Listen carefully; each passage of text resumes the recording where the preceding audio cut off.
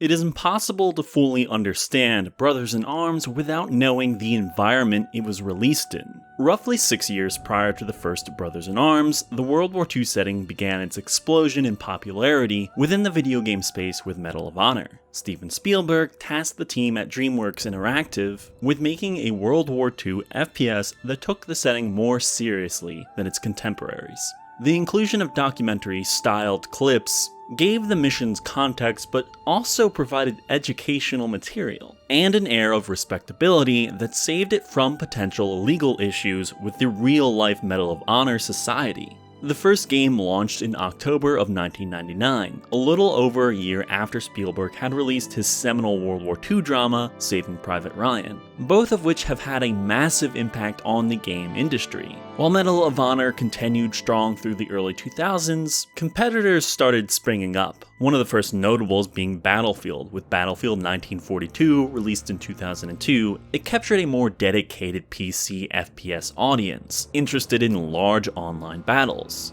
Then in 2003, Call of Duty appeared on PC. Unlike Battlefield, it proved to be a more direct competitor, with a bombastic single-player campaign taking multiple perspectives through the war. Online, both series occupied fairly similar spaces too. By early 2005, Medal of Honor had taken some hits. While the PC outings continued to receive positive reviews and sales, the console games muddied the water. 2003's Rising Sun in particular was met with rather negative reviews, though it didn't stop a series with so much positive word of mouth from selling. Still, the sequel was canned. Meanwhile, the once PC-centric Call of Duty began moving in on the console space and met with great success. 2005 is an important year, as it's when the 6th generation of consoles was waning, and the oncoming generational leap offered all new possibilities for games relying so heavily on graphical fidelity, complex audiovisual presentation, and the mass proliferation of online. Only one series took advantage of such in a timely manner though. In 2005, Medal of Honor European Assault would launch in early June on 3 major 6th generation consoles, but not PC. The series continued its trend of dividing PC and console releases, and as a result there was a 3-year gap in the PC space. Meanwhile, Call of Duty Big Red 1 released in November on the aging but still wildly popular consoles. The true pivot point between Medal of Honor fully succeeding the throne, though, would be the moment Call of Duty 2 hit that fall, capturing the PC market in late October, then launching on Xbox 360 in late November. The latter cemented Call of Duty's name in the exploding market of online games, especially in the console space, a turn of fate that Medal of Honor never recovered from. So where does Brothers in Arms slot into this history? Well, earlier that year in March, Brothers in Arms Road to Hill 30 positioned itself into the World War II FPS market by taking a different angle from the cinematic nature of Medal of Honor and Call of Duty. You see, while both series had tinges of historical accuracy and edutainment tied in still, the truth is, even the first Medal of Honor leans more towards being a blockbuster than a historical text. At best, this era of both franchises made for enjoyable primers from which to jump into learning the history in proper fashion. It is also important to note that Spielberg didn't simply make Saving Private Ryan and then depart from the World War II boom. In September of 2001, the first episode of his TV miniseries with HBO, Band of Brothers, aired. Its influence can be felt across so many World War II games of the time. Band of Brothers prided itself on historical realism as an adaptation of Stephen Ambrose's book of the same name. The characters, the places they fight are all real, and even had a number of the real soldiers appear at the start of each episode in a documentary-style interview. No game took as clear an inspiration from Band of Brothers as Brothers in Arms. This series focuses on a group of American paratroopers from the 101st Airborne Division. Road to Hill 30 specifically follows the invasion of Normandy to the battle for the French city of Carentan. While the protagonist Sergeant Matt Baker and the troops in his squad are not real people, some historical figures do appear. No one from Band of Brothers, but around the same time the show was being syndicated on the History Channel, Gearbox paired up with the broadcast company to make an original show that used the game assets to recreate real battles alongside typical documentary presentation. It was hosted by Band of Brothers actor Ron Livingston. Road to Hill 30 takes an intricate interest in two major selling points. Firstly, the notion of true historical accuracy, though it is certainly not perfect in this regard. Throughout much of the marketing, they used photos that had been split down the middle. On one side, the original picture taken during the war, and on the other, that same photo meticulously recreated in-game. Gearbox and their historical and military consultants pored over photographs, eyewitness testimony from soldiers and civilians, and documentation of all sorts in an attempt to make it authentic to moving through Normandy, France in the spring of 1944. The second big shift is less of a cinematic feel as defined by filmmakers like Spielberg. The gameplay isn't trying to emulate a war movie, rather to focus on real military strategy. Brothers in Arms is an FPS series, but it is also a tactics game to boot. Now, an FPS with squad commands was not new at the time. Republic Commando did this about a month prior, and Medal of Honor Pacific Assault had done so in late 2004, just to name a couple contemporary examples. But in my experience, many of these games use tactics as window dressing, rather than fundamentally centering the game design around them. Combat in Road to Hill 30 is a series of puzzles, and for the most part it is about being on the attack. German soldiers will already have defenses set up or filter into a position to stop your advance. Generally, levels aren't large, but they are spacious enough to allow for multiple approaches to solving each combat encounter. Much of the moment-to-moment gameplay revolves around the 4 F's of combat. As the designers tell it, this came about as the result of looking into real military tactics of the time, at least as far as small-scale combat goes. Which means it's actually a rather simple formula applicable to a number of problems. The 4 F's being find, fix, flank, and finish. Simply put, you find the enemy, fix them into position with lots of gunfire so they don't move, then you maneuver to their side or flank, finally you finish them off. How this is achieved is through contextual squad commands, which are rather simple but effective tools. With 2 teams under Baker, you can order them around via simple 1 or 2 button commands. Hold down the command button and you can tell the selected team to move to that position. They're smart enough to take cover and fire some shots at nearby German soldiers. If you want them to fix an enemy, you press that same command button and hover over the enemy suppression icon and release. If that circle is red, the enemy troops will more freely fire at you and your team. If it's gray though, they're suppressed and will keep their heads down, allowing you to flank and finish. The 2 subdivisions of your squad break down into a fire team equipped with rifles best for suppressing enemies, and an assault team with close-range weapons best for finishing. That's it. That is 85% of what you need to be successful. Where the interesting wrinkles come in is twofold. Firstly, the level design that emphasizes the puzzle nature at the core, and secondly, how AI reacts to your tactics.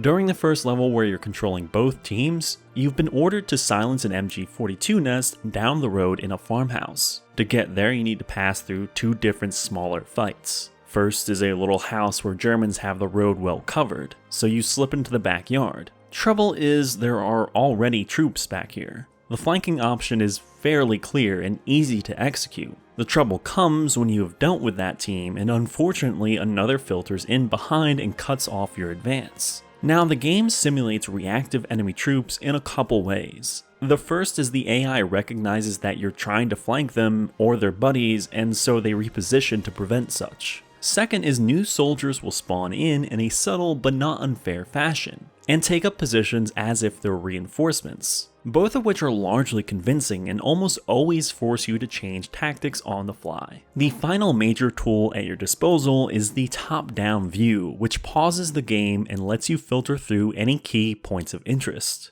Now, this might seem like a tad bit of cheating on Baker's part, but to double back to the research done by the team at Gearbox, this view is to simulate the information American paratroopers had during the invasion of Normandy. Obviously, it is greatly gamified. Troops carried maps of the area, but prior to them parachuting down into the French countryside, they were able to review sand tables of where they'd be fighting, These were miniature model tables where soldiers could get a feel for the 3D topography of the land. Unsurprisingly, this slows down the pace of an already slow-paced shooter, which is what made Brothers in Arms stand out at the time and has caused it to age far more gracefully than its contemporaries. It's not a game of smooth and slick combat. It's an FPS, yes, but really methodical tactics take precedence over your individual skill with a digital gun. As a result of the lack of cinematic presentation, there isn't a sense of scale to Road to Hill 30. In fact, it often feels rather lonely. You're never commanding a full squad, there isn't a lot going on past the space you inhabit, and God is the FOV really tiny. Thankfully, there is a pretty easy fix for that on PC. The lack of a full squad does make sense given consideration to historical accuracy. The Normandy drop by the 101st and 82nd Airborne units was notoriously messy. For the game, it also serves as a convenient excuse to constantly be shifting the number of troops in your command, as well as not needing to flesh out anyone who doesn't have much of any screen time. That said, those who are around are not subject to permadeath like in Fire Emblem or XCOM. At first blush, this may seem like an odd choice, but these are characters the writers have, or at least at some point had, intentions for. Yes, much of Baker's dozen hardly exists, but ultimately who is here is worth protecting for gameplay purposes at the very least. This is not to say there is no emotional attachment to be formed, but comparatively, 30-year-old Words Maybe is less compelled by the attempt to emulate Spielbergian storytelling than 14-year-old Words Maybe was. In fairness, back in the early 2000s, games had manuals to help fill in the narrative gaps, and the one for Road to Hill 30 is essential. I suspect the reasons for these gaps have to do with development woes. As someone who can more easily forgive technical rough edges or the lack of a massive budget presenting itself so clearly on screen at all times, where I do take issue is the last third of the game. I do not know with any certainty what the development cycle was like, but I'll take an educated guess that it was far from perfect. The sequel, Earned in Blood, released not even 8 months later, and looks and plays like a bunch of refined leftover, albeit still good, levels from Road to Hill 30. Top this information off with the fact that game development is a difficult process that has often been met with all sorts of issues, from creative roadblocks to overwork and mismanagement. It would not shock me to find out the first 2 Brothers in Arms had a rocky development. Again, this is speculation on my end, but what I can say with certainty is that Road to Hill 30 feels like a game that would have been better served by a few more months in the oven. During the final third, there are multiple attempts to introduce new wrinkles to the formula or fundamentally change that flow of combat, at times attempting to be more cinematic, but given the uneven production values, this is playing to a weakness. Battles don't often feel like battles but rather skirmishes. When this is accepted, everything is fine, great even. When it does not, you get a scene where a small number of soldiers of opposing sides are oddly on top of each other, seemingly because trying to scale it up and out would only highlight the lack of polish and run into technical limitations. It stops being as much about tactics. There are a few levels in particular that have this issue in a real bad way. When you're defending the cathedral in Carentan, there really isn't much to do with your squad below. Just try to keep them in cover, but even if they get downed, it really doesn't matter. They were at best soaking up some gunfire. Though this defense section does play better than another at an orchard. Despite being told to defend the farm, this is still Brothers in Arms, and you still need to use the 4 Fs to win. Firstly, these are more offensive moves, which isn't to say an active defense isn't a valid option in certain situations. But it really doesn't work here. As a result of the cheap attempt to up difficulty of the later missions, German troops spawn in slightly out of view and rather often. Then they come pouring in, and your flanking position is now being flanked. More and more, these missions feel stagnant, and urban combat plays out poorly as German troops jam every tiny avenue of advance, and your best strategy is to just sit back and slowly pick them off. Then there is the finale, where Baker is completely alone, leaving you with the only realistic option of running like hell. I can recall this being an utterly miserable experience as a kid trying to beat this on the harder difficulties.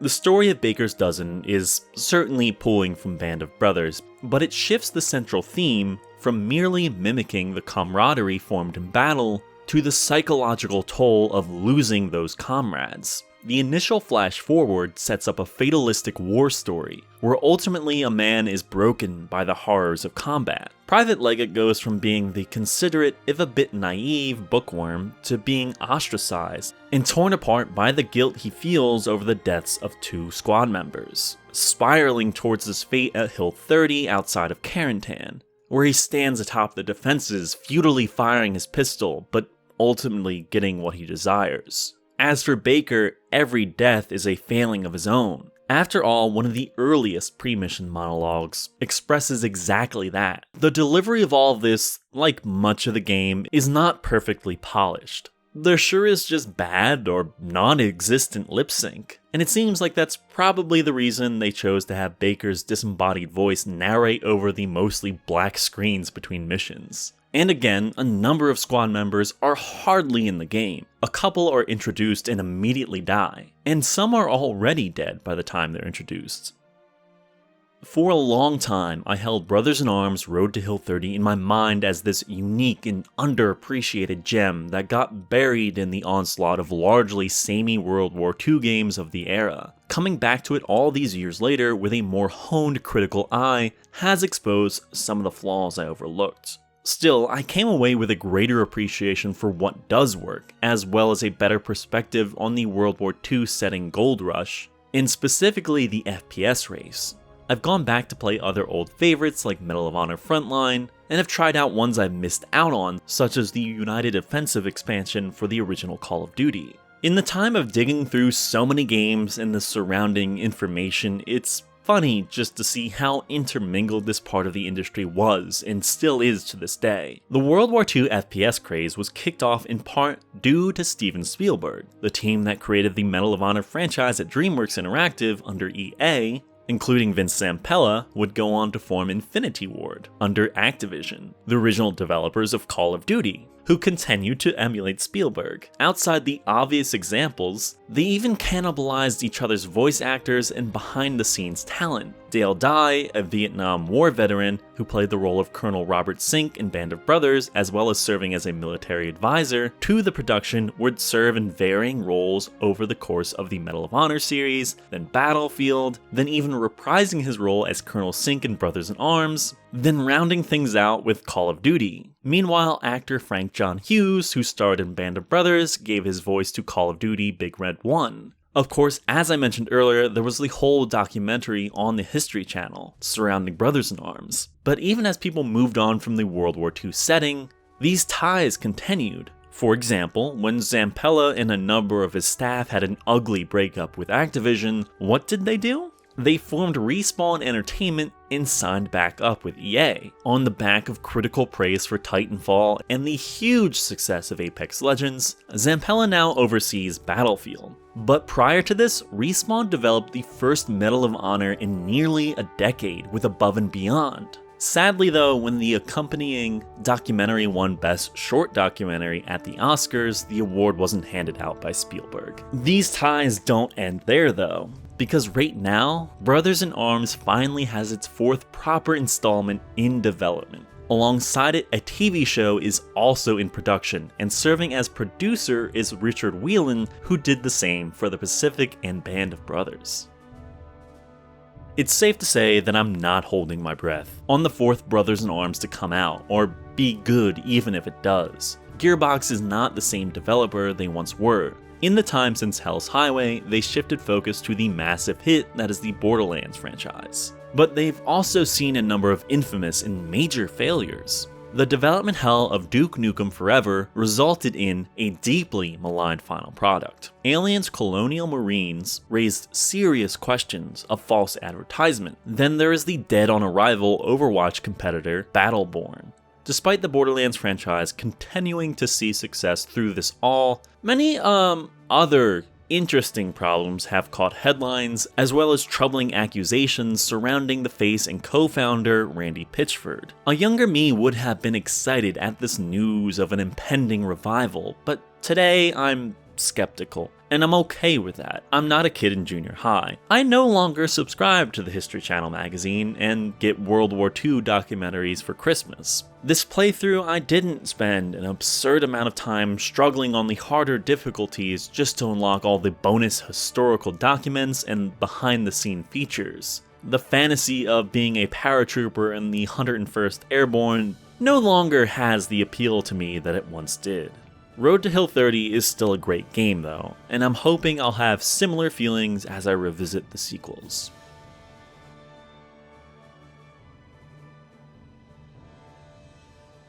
Thanks for watching all the way to the end on this one. I know this isn't the most expected topic, but it's obviously something that I care about, and that's what this channel is. So if you'd like to support this channel, you can do so over on Patreon and Ko-fi at WordsMaybe, and why not follow me on Twitter, where I occasionally do updates for this channel, also at WordsMaybe. For all those that already support me in any way, I say thank you.